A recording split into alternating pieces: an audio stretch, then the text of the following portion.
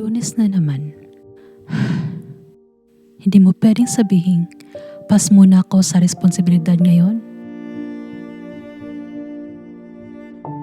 So, balik sa trabaho na naman. So, kaya ngayon, lumabas kami muna. Yun, makita yung araw at saka makahinga lang sandali. Napakabuti ng Panginoon dahil dito kami sa Sweden, ang aliwalas ng panahon, ang hangin, preskong-presko talaga.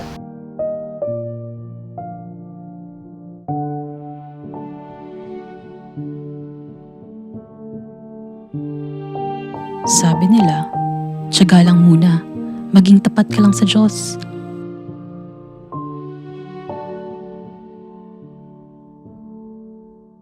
Iba talaga pag nakakapagpahinga ka.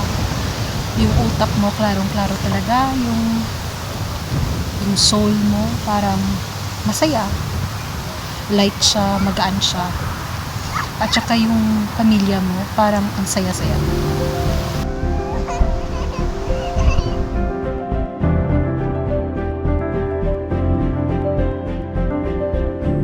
Hindi man madali, pero pag andyan ka, Panginoon, makakalampas kami.